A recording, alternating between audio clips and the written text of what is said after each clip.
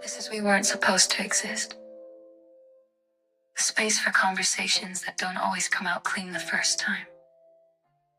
You don't have to have it all figured out before you speak. You don't have to translate yourself to be understood. This is where meaning takes its time. Come as you are.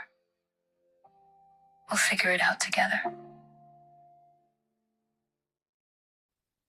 Hi, everyone. I'm Cher Griffin. I'm your host of We Weren't Supposed to Exist. I'm a PhD student in transformative social change, studying late recognition of autistic adults. And I'm the author of Cognitive Ecology, Mapping Your Mind for Self-Understanding. And I'm really excited to have a special guest with us today, Chris Stevens. She is the author of the Substack Almost Structured. She describes it naming the water, Gestalt processing out loud, autistic writing on work, giftedness, and parenting neurocomplex children, exploring what life looks like when it's structured for human nervous systems instead of extraction. It's like my whole body when I say that just goes, oh. Yes. Yes. So welcome. And I just open our conversations with the same question for everyone. This is just kind of what's happening, at least as I just experiment with this podcast. But um, what does GLP mean to you, Chris? Well, that's a excellent question, Cher. It's it's something new to me, actually. Not new to my body, not new to my mind, but a new concept. Um, of course, entering it through Jamie Horrocks' work, the same as you. Um, for me, it unlocked so much more than just the autism or 2E diagnosis did for me. It explained my entire life in a way that I couldn't get to just by looking at the literature on autism. Um, I received my diagnosis at age 51 last summer, um, and it came at a time when I was struggling heavily, burnout, and then a pretty severe collapse. Um, and it took me a while. I came onto Substack right away because I needed a place to say what I needed to say, Mhm. and it grew. It grew as I healed, and as I was learning from other writers, and especially when I started to get into the GLP or the Gestalt processing canon, I guess. Mhm. I I started turning toward that more heavily than the autistic um, standard information that's out there Yeah. because I really was drawn to it, and it resonated so much um, with the challenges I have around language and communication, the challenges I've had in relationship, um, at work, in community. And those things are all things that I've had in my life. They've just been really hard. Mhm. And so I guess that's where I'll start. Yeah, no, I totally resonate with all of that. Like, I feel like a big part of it, well, I I don't know. I don't know what people know and they don't know about me. I always assume, Mhm. like maybe this is a GLP thing. I'm like, I assume you know that I'm starting here, but this is like also all of this. But I had this similar experience, it was work, relationships. I mean, there was a lot that built up to my kind of I don't even like using the word diagnosis, but I do have a diagnosis of autism, and ADHD, but like that understanding of how my insides are like organized, right? Like that's kind of like, and GLP gave me that too. Like it was like, oh, okay. Like I'm looking at this through maybe a limited lens. We'll say that. That's kind of how I felt like a lot of the autism literature for me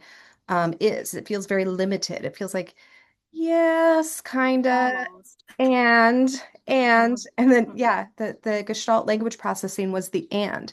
And Jamie talks a lot about this in her work, but she talks about, um, the potentially, and maybe I'm jumping here. I'm gonna jump Yeah, in our go for it. conversation. I'm I'll just follow gonna you. jump. I'll follow you. But she talks about how, you know, if we're organizing language in this way, if Mm-hmm. that's how we've learned and understood language, then who's to say that we don't learn and understand other things that way, right? Like the way Mm-hmm. we make meaning. And you said something in the form that to sign up for the podcast, you had said that you said something specifically around meaning making that Mm-hmm. that I was a significant source of meaning making for you. Mm-hmm. And I was like, well, yeah, and so are you.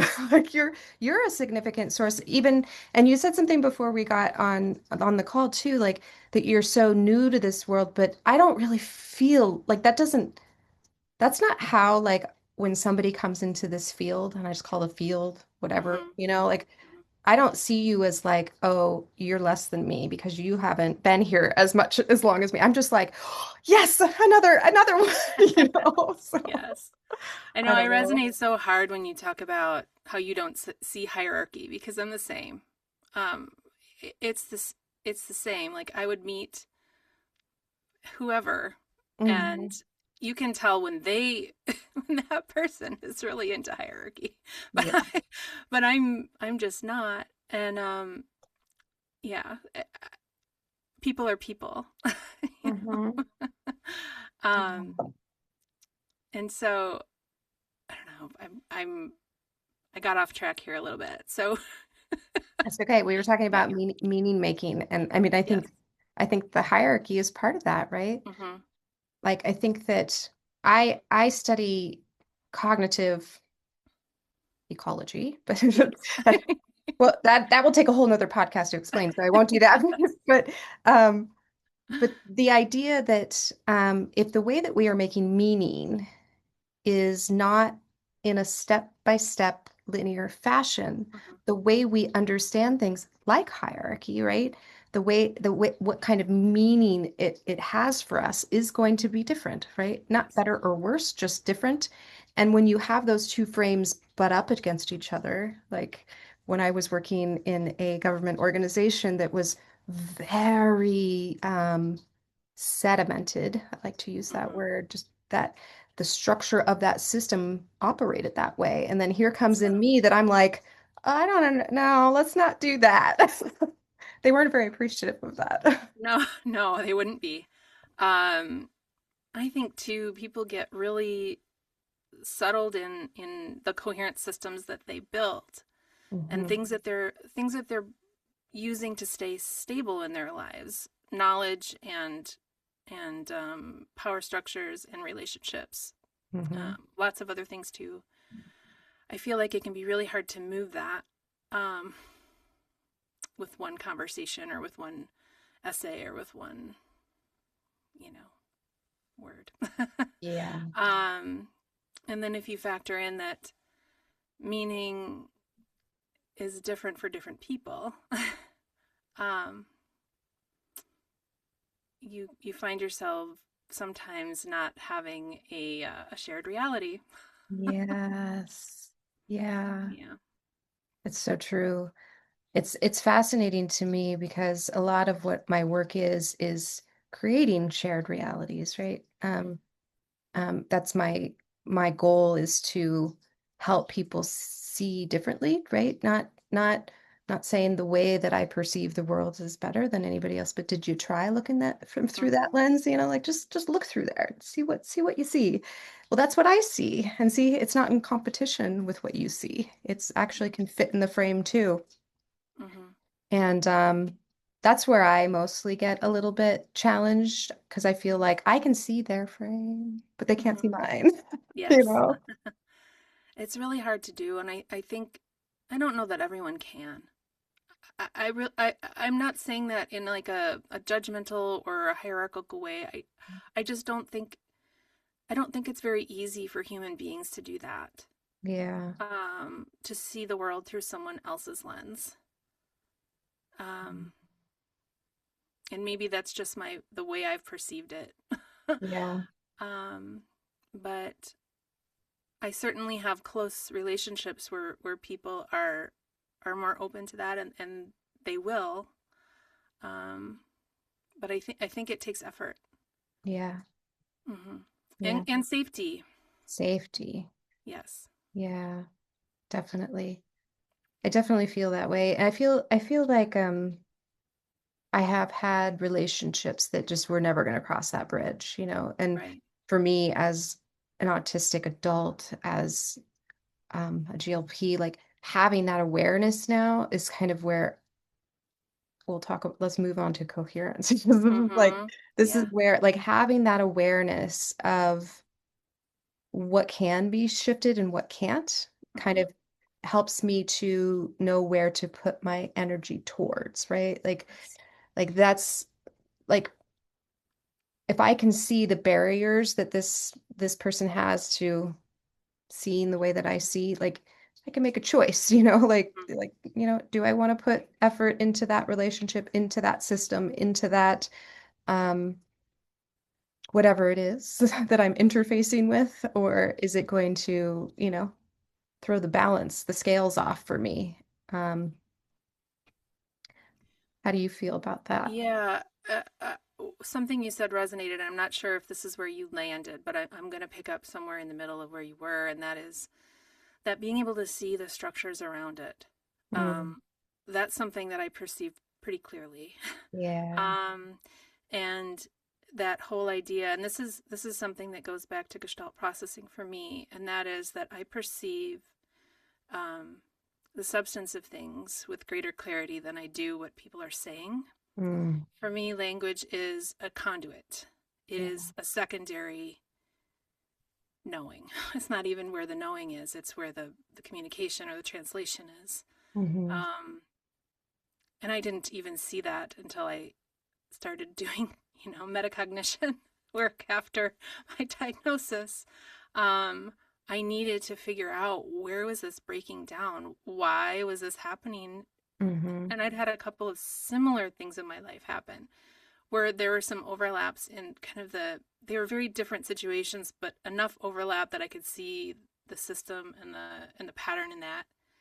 Um, and I just started digging in. And for me, it became all about, well, everything is really about coherence. And that's true for all humans. It's not Hmm. it's not just for autistic people or just for Gestalt processors. Coherence is important. But I feel like for me, I feel like I went off course here, but I'm just going to go with it. Um, that for me, coherence is harder to maintain than I think it is. Let's just say for non-autistic people or Hmm. for neuronormative people. Um, and that was the thing I was always chasing my whole life. Um, and it usually looked in it, and there's lots of different kinds of coherence. It's not just internal coherence. You've got environmental coherence, relational coherence. Hmm. It goes, it spirals out from there, right? Hmm. Um, but what I'm talking about is the things that you can control, even just like in your own home, in your own space, which would be getting the environment just right so that there's nothing buzzing and there's nothing aggravating under the surface. Um, that relationships that you spend a lot of time in are reciprocal, and that's a thing you talk about a lot. Hmm. And for me, that reciprocity, it just has to be there, otherwise it won't work. Yeah. It's I know that because I'm a Gestalt processor, the way I communicate, and I am one of those people who I'm guessing someone might have said you're not autistic. There's no way you're autistic. Yeah. Um, that's not how I've experienced it in my body. But Mhm. because I'm articulate and because I've practiced this a lot in my life, this translation into linear form, Yep.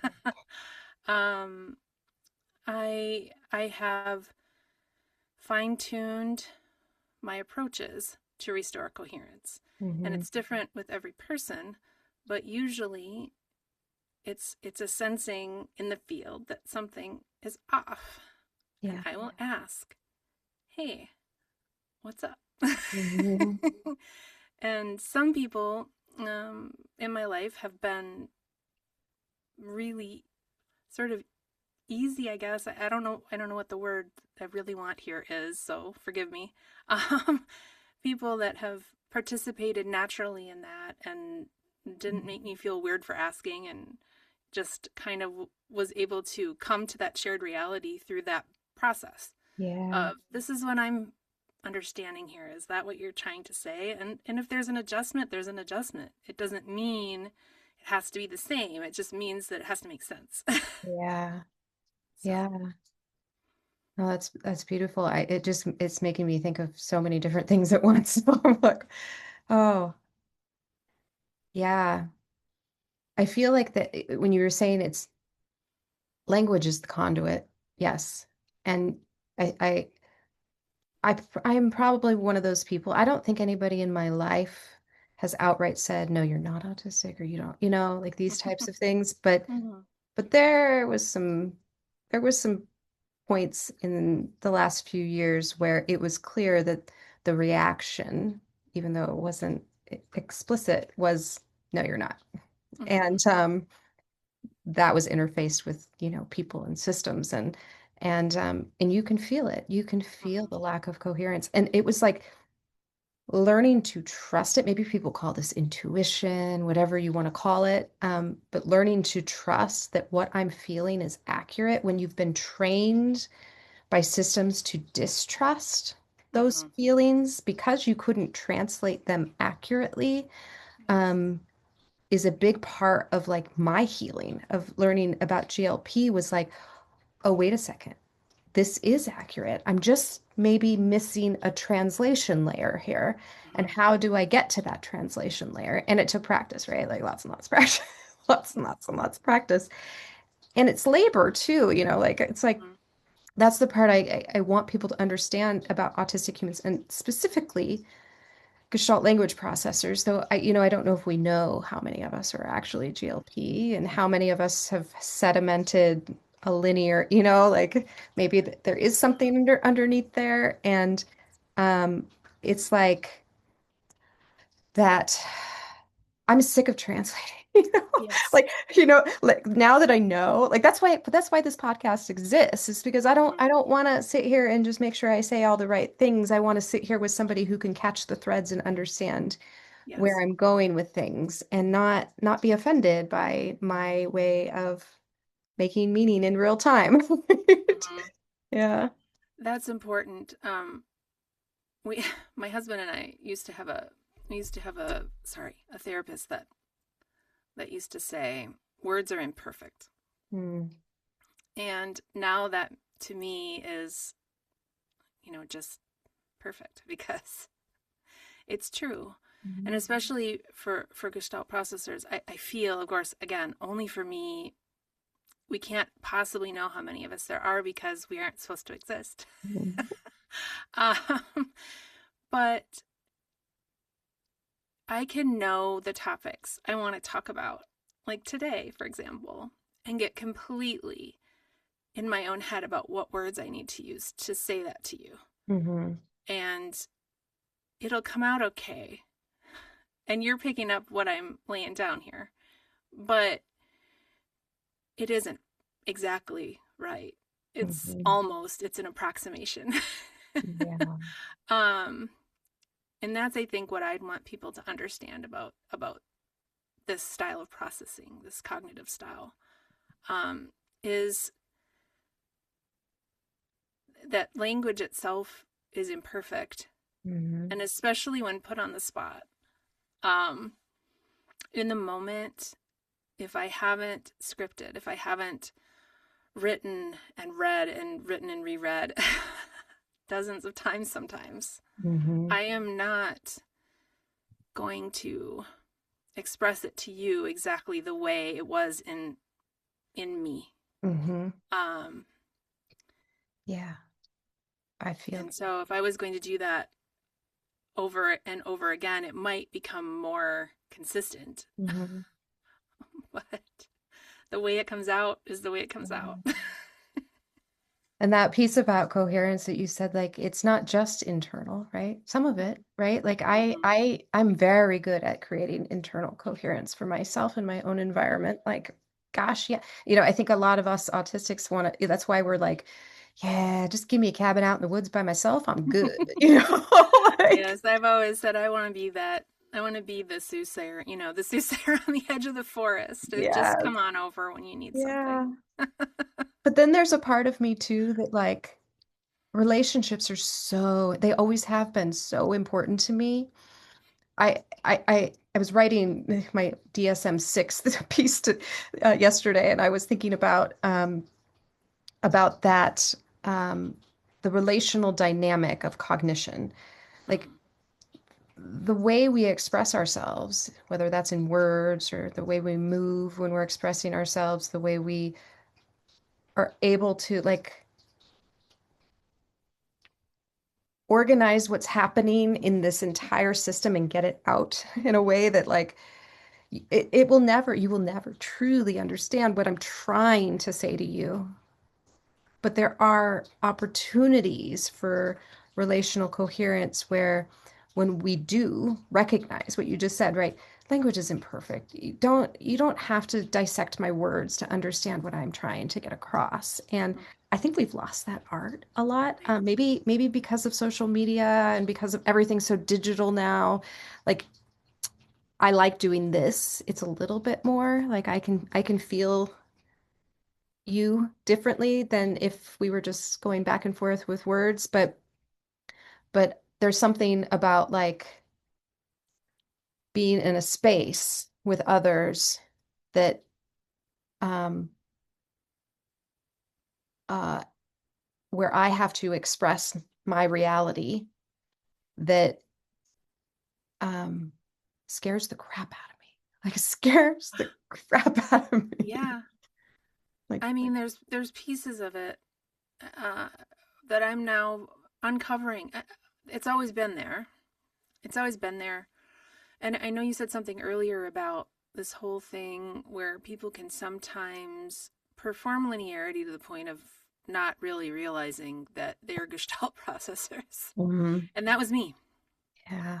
That was me. I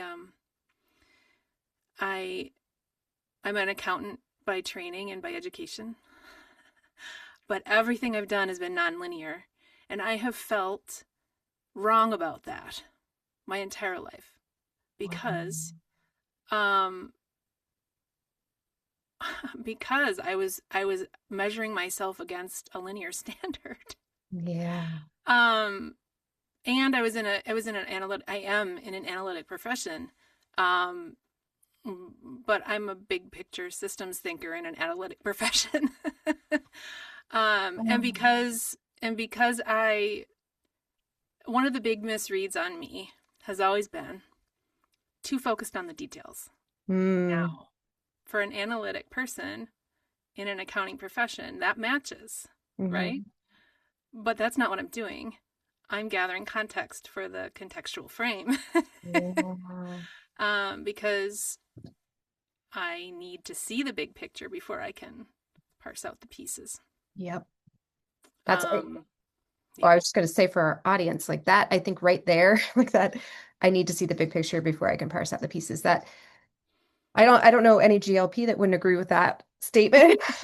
I know a lot of GLPs at this point, but there might be some that don't, and so we won't say it's universal, of course, that but that piece right there is huge. It's the hold apart, the hold apart. That was what I think what grabbed me in Jamie's work was that that's how they were writing as well. Like it wasn't just speaking about hold apart, it was actually performing hold apart. And it was and then that's where I was able to see myself like, oh yes, this is how I do things. And for me, my I I think a lot of people bridge those worlds, right? A lot of people are um analytical processors or linear processors who learn how to be systems thinkers. That you can Mhm. learn to to think just like we can learn how to be Yes. analytical. So it can go both ways. Mm-hmm. And for me, like I never really learned like that type of like it never really settled in me. My profession was hospitality, so I that's where my strengths always were in relationship and listening and organizing people and to move in a system that makes sense together and Mm-hmm. and and so and scripts, lots and lots of scripts when you work in restaurants. That's Yeah. like like would you like a side ranch with that? Yeah. Sure. And I was doing the same thing, only in a different way. I was managing teams, mentoring teams, building systems within the business structures of companies. I was having rich relationships at work. But also, I chose a profession where I don't have to talk a lot. Mm. Unless I, and, unless I was in a management position, and I was a fair amount of the time. Um, but yeah, it's wild, and I didn't even really see that it had ever. And maybe you saw this, or it doesn't really much matter. But I wrote a novel a few years ago. Um, women's fiction, young adult. I don't know. It's it was not a genre. It was a bunch of genres. The And evidence, the recursive evidence. yes. And so everything settled for me, and I was really starting to feel the coherence come back after last summer. It was rough. I I went back and I reread it, and I know I wrote about this on my page. I was like, oh my god. I wrote that character through Gestalt perception. Those recognition moments, are Yeah. they not amazing? They, It was. I was just like, yeah, oh my God, don't you get this? And my husband's like, I know you. You've been here the whole time. yeah. And But I'm you, like, no way. I'm just learning this about myself. and I think that's the biggest like g- don't get me wrong, like I love those moments. I love that we get to at, 51 years old, at 46 years old, that we get to like actually see ourselves accurately. Mm-hmm. But why did we have to wait this long? And that's what's so important to me is I see this in my children, right? I see Gestalt Mm-hmm. language processing, both of them. One of Yeah. my sons is a 3D animator. I mean, yeah, right? Like Mm-hmm. that is just he is Gestalt all the way home. And he's challenged in the areas that I was challenged in. And but I didn't have that. I didn't have a me then, you know. My mom was lovely, and um, she did the best she could with what she knew and the tools that she had at the time. But like that's what's a big deal for me about having this podcast, about talking about this stuff. Yeah, we might not be. It's great. Yes, it's wonderful to know yourself and to go through this self-discovery. But and I think you'll agree with me, there's like a whole nother layer when you get to know your children differently and you get to Yes. help them know themselves accurately. And our school systems, like this is like my whole journey is all about educational change. And this is where I want to be. I want to help. I mean, whether that's in higher education, initially, and then maybe moving into, some, we need new kinds of schools for our kids. We need to be Yes. doing things differently because I say I don't care. Maybe I'm bumping this number up a bit. I think there's like 50% of us GLPs. I mean, it wouldn't surprise me. Yeah. Um, and education wise, yeah, my kids are both. I'm pretty sure. Yeah. But I'm pretty sure they're both GLPs. Um, but yeah, just with this new lens, and one of them does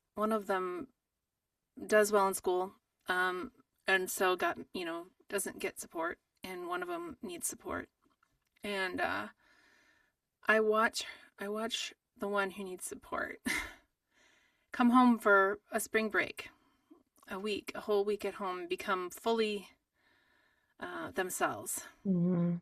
and then within a day or two of going back, Absolutely. it's the dysregulation. It's just that returning to coherence, returning to self, returning to that flow that you need to be in order to be self, um, goes a little bit away, Yeah. and then it just becomes a little bit of survival.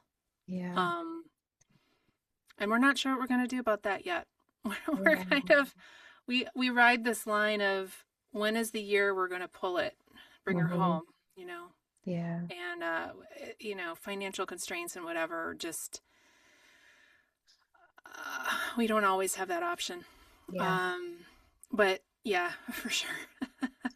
Yeah. um, I have other people in my community that are, they have um teenage, uh, middle school, high school, where they're going through these same questions, right? Like, mhm, what do we do here at this point? Because they're seeing it too. They're seeing the change. They're seeing the challenge of the transition back and forth to a system that's, I mean, borderline may be harmful, it depends on the yeah, supports you're getting and whatnot. My children, um, they were in their junior year of high school when COVID hit.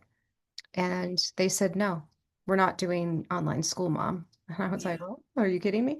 And they weren't going to school. I would drop them off. They would elope every single day and just come home.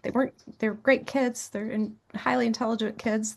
They just could not be in that environment. And they were telling me, and this before we knew any of this stuff, and I wasn't able to like understand at that point what was happening, but I trusted them, mhm, so when they said, yeah, we're not going to do this, we're just going to get our GEDs, I was just like, okay, yeah, yeah. what can you I do? mean, it doesn't have to be in the standard form, Yeah, you know. yeah, yeah, I used to really buy into all that though. I mean, like in my body. yeah, um, but yeah, I don't know. Our school district is actually quite excellent that's in good. terms of special education, and the supports and the staff that they have are really great. And it's not enough because of GLPs are not going to learn the way analytic learners learn. Yeah. It's going to be harder for them. It's not only learning the material, but it's translating it into a different way of doing it. Um,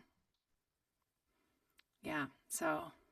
I wonder about that sometimes, like when we were in the school system, we may have had similar experiences. I was identified as a gifted kid.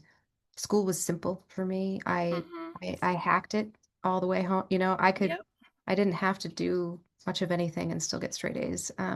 Same. And it was college where things became much harder, but Mm. more socially than intellectually. Um, but not everyone, I think even now things are just more rigid. Like I didn't get supports, I didn't get any of those kinds of things. We were lower middle class families, so gifted didn't mean much other than okay. Like that was about it. And so, you know, I don't, I know at least when my kids were in high school, there wasn't that flexibility that I was given, right? Like I was given a lot of flexibility in the 80s and 90s. There was still a level of flexibility where I could just say, like, I'm going to do this differently, Uh-huh. And it just feels like everything's gotten so, It's mm, not it's not that you need to learn it, it's need that you need to learn it in a particular way. yeah. That I mean that always kind of was true for me too, and I was identified I didn't even realize this until recently when I talked to my mom about this. Um I was identified as gifted when I was 5, Mm, in kindergarten, 1978, in small town Wisconsin. mm, And of course there were no programs. yeah. So what I did was the teacher would set me in front of the class and have me read to the class, and Um, um, social isolation much. Um, yeah. and things like that where you'd get set apart from the other students, and I started masking that when I was probably 7. Yeah. um, just because of the teacher's pets and the all the different things that you'd Mhm. hear. Um, it may not sound like much, but to a person whose perception is so fine tuned to relational dynamics, um, it's a lot. It's a lot to feel that off of people. Yeah. Not even if they're saying something, they don't have to say Mhm. something. I don't. You can feel that. Um, Mhm. and so I started masking my intelligence when I was in second grade. And I remember that because I remember the teacher I had. I remember the room. I remember I can step back inside that room Yeah. if I want. Hmm. Um, I remember the feeling. And I remember then fine tuning how much of that I would let out in social settings versus what I would do on my tests, you Yeah. know? And much like you, I was still getting straight A's. I was still doing the work. I didn't really try all that hard. Um, uh, I'm not, again, I know I don't have to do this, but there's this impulse of me to go, I don't mean that in an arrogant way. Like, this is just the truth for me. Yeah. I don't, I And don't, I don't take that as arrogance. no, I know you don't, but someone's Mhm. going to watch this someday. Yeah. Yeah. You know how that goes. Mhm. And by the time I was in high school, um, honor roll and things like that, but I was skipping school all the time. I was drunk almost all the time. like, and I was still getting A's. Yeah. Um, but I needed to do that to do the social part. Hmm. Um, I see it now. Um, but that's also, now I'm going to jump way ahead. Autism diagnosis, recognizing all of this kind of in retrospect. Yeah. Um, all of these things that I did that I regretted or that I was ashamed of or that were weird to me or that didn't follow a linear pattern. I dropped out of college right away when I left high school because I couldn't. And then I did it a different way.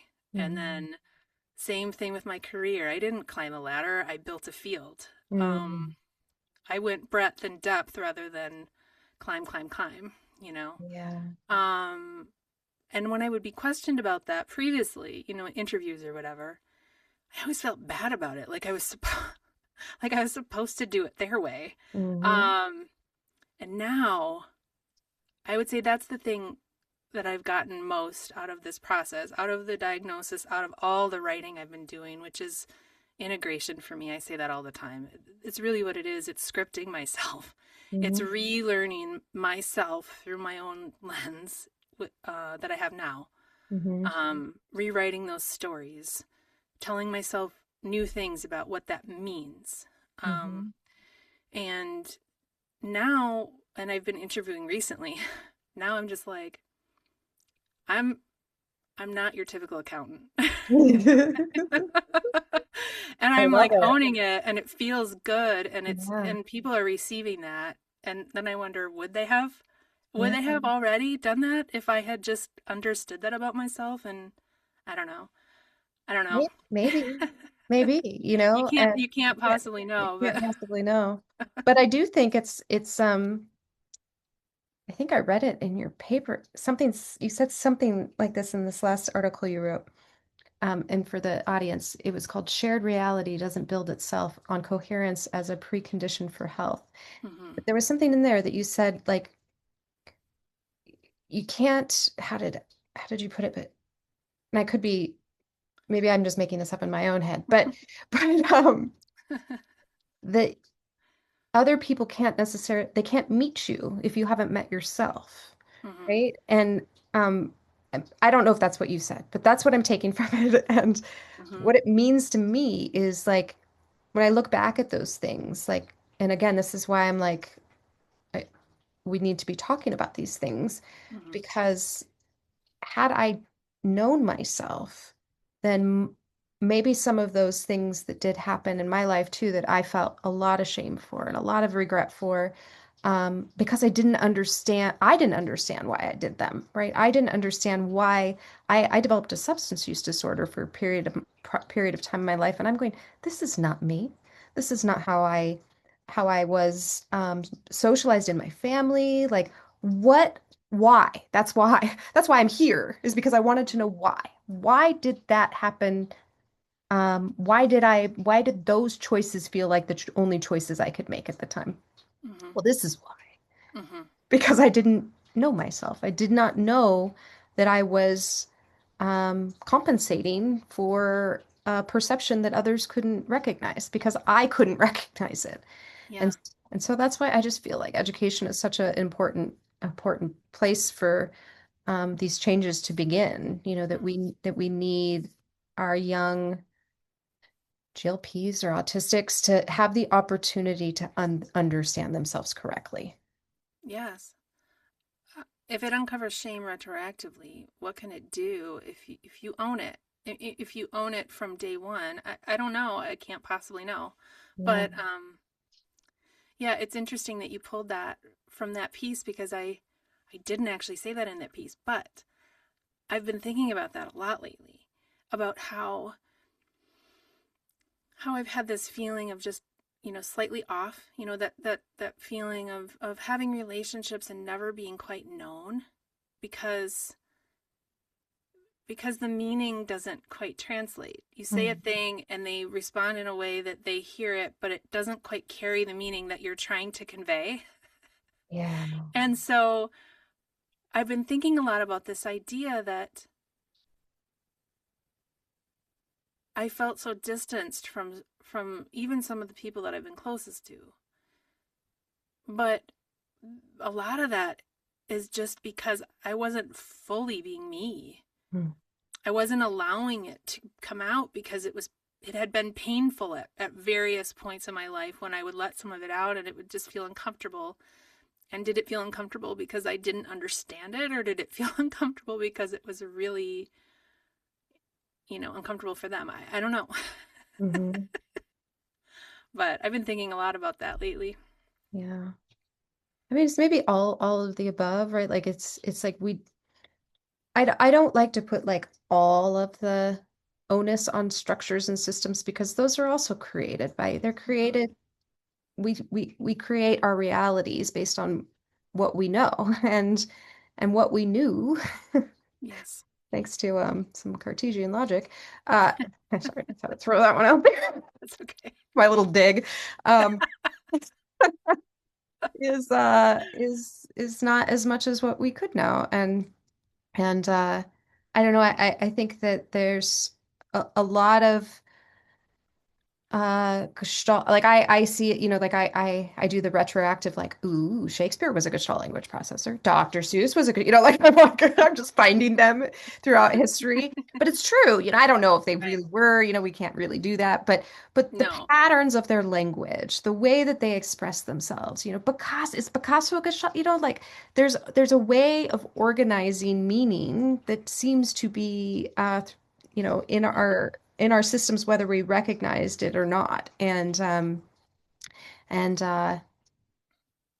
I don't think that because I think that because of the fact that our systems were built intentionally to linearize, to and not necessarily uh, intentionally to exclude, right? There was a purpose. Industrialization served a purpose, right? Standardization, Yeah, control. all of these Yeah. things served a purpose at the time. Um, you know, the women's voices and indigenous voices and all of these voices were the way that we understood the world at that time was that it wasn't as valuable, that this type of meaning isn't isn't as valuable to an industrialized society. Well, we're kind of over that. Sorry, guys. Like, like Yes. we've hit a force that is saying, maybe we need to do things a little, and so we are seeing people do things differently. And I guess my whole point is that like GLP is just one expression of, I think, what we're seeing in a lot of different places in, Yeah. and so I think that's really cool too that what there here I'll put it like this like okay, I have an ability to do transcendental meditation pretty easily. And Mhm. I don't say that to be arrogant for anybody out there. Like it's just No, like there's certain I'm kinds of jealous. yeah, certain kinds of brains can go places Mhm. that just and it's just that's a natural pathway. And and so I think about like, okay, well, that's also something that can be learned and taught and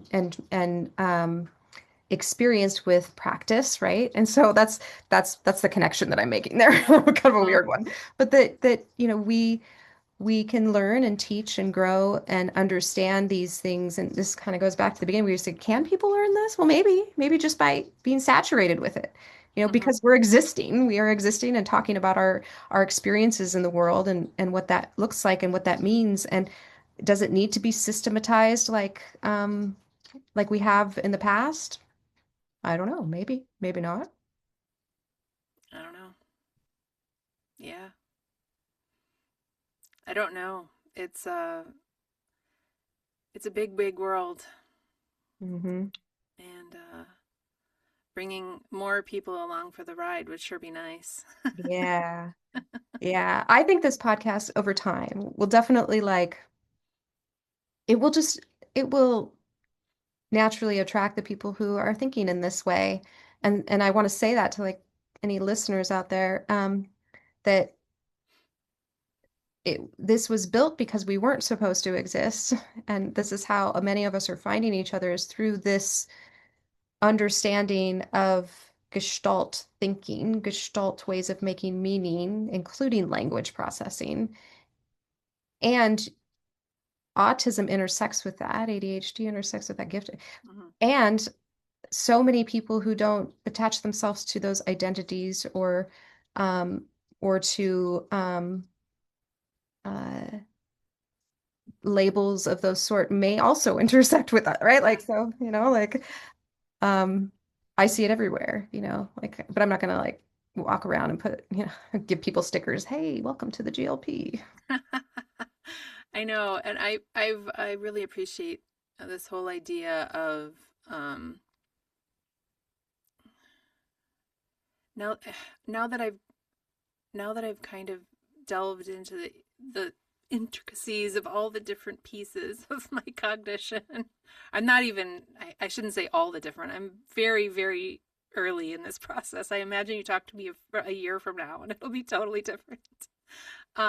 Built upon, right? Yeah, Um, I am less, I can't segment it. I can't segment it. This is autism and this is my giftedness and this is this. It scrambles my brain. I cannot. I have to. This is me. These are all the hmm things I kind of know about myself. hmm They factor in certain ways, I think. hmm um, but trying to write that for others, that is a particular thing. yeah, Um, Careful not to generalize, but sometimes I do. Sometimes I do. yeah, I really try not to, though, for that reason. I try to stick to my own experience, kind of like you do. I can only speak for myself. This is what it is for me. And if this is, I mean, if this is where it's coming from, if it's coming from me being an autistic person or me being a Gestalt processor or because I'm gifted or because whatever, maybe you'll resonate with the words I'm saying. Whether you attach them to yourself in the same way is up to you. hmm um, but that whole writing for resonance, it makes more sense to me yeah, than writing for you know growing a huge audience isn't really what I'm doing. I'm doing this largely for myself, yeah. and largely because I feel like what I'm learning is useful. hmm Um, It, because that's how I learned. mhm.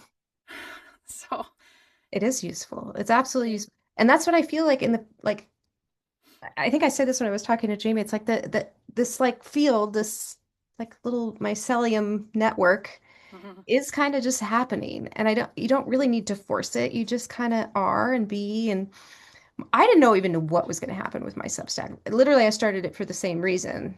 I was just like, whoa, this constellation has lit up. I need to see what these parts mean. And that's how the Substack started, and that's how the book was written. It was like, whoa, and I hope that it's helpful to people to just because it's like that's my map. Like, but if you see yourself in there, it may help you pull something out of your map, right? And Mhm.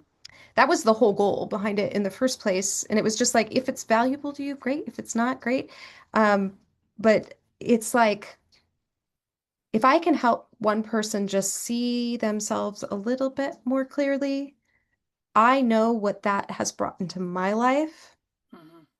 what it has given me that sense of coherence. I was just like the diagnoses that I've been able to go, nope, not no more, nope, not no, like that I've been able to get rid of the misunderstandings, the misreadings, the reframes that I've been able to have in my life are. I just want to share that. I just want to like, if I can give that to others, that's something I definitely want. Um, and yeah, I get a little bit probably like you do as well, like with the whole. I I don't want to get too big. I don't want to, Yeah. like sometimes I just want to shut it all down. I'm like, no, don't look at Well, me. I mean, this is something I put in my post today because this is something I feel so strongly. The bigger, the bigger the group, the farther you move out from self, the more people Um, are included in it, the more individual realities we're dealing with, yeah, and the more you cannot possibly maintain coherence with yeah, that group because everyone is gonna they're gonna take whatever meaning from it that you put out there, and you mhm, can't peel it back and go, wait, that isn't what I was trying to say. I know you are literally doing this right now. You're doing this a few different ways, and I'm not saying you shouldn't be. That's not what I'm saying. It's more like I feel that when you're doing it. I would feel the same way. I would be like, wait, no, yeah, I thought I was clear. yeah, Yeah, yeah. yeah. I don't. Maybe sometimes I think, am I like, why am I doing that to myself? But and and it's like there's things that I'm learning through the process, and it is painful sometimes to be misread, to be misunderstood in ways that um are just inaccurate. It's not just rejection sensitivity. It's not about that. It's about like if you look at the moon and you see a sun, like that's what it feels like. It's like, Yes. you know. Oh my goodness. Yes. I've been using a different analogy. You want to hear it? hmm Um, so this is my shared reality metaphor or analogy, I guess, is I say, this is an apple, and I hand you the apple. And you could either say, oh, cool, it's an apple. You could say, I'm not so sure that's an apple. Can you convince me that that's an apple?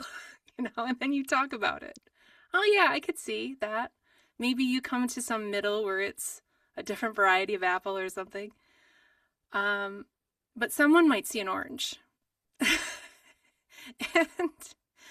And if they're not saying that's not an apple, that's an orange, and they just go, oh, cool.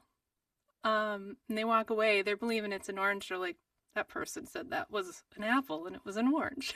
you know? hmm Um, I don't know if this is landing, but I've been using this because this whole shared reality idea is kind of exactly what broke down for me right before I had my uh I had my collapse. It was I had been building a map and I had been sharing my map, and the other person was receiving the map and building their own map that didn't include my coordinates.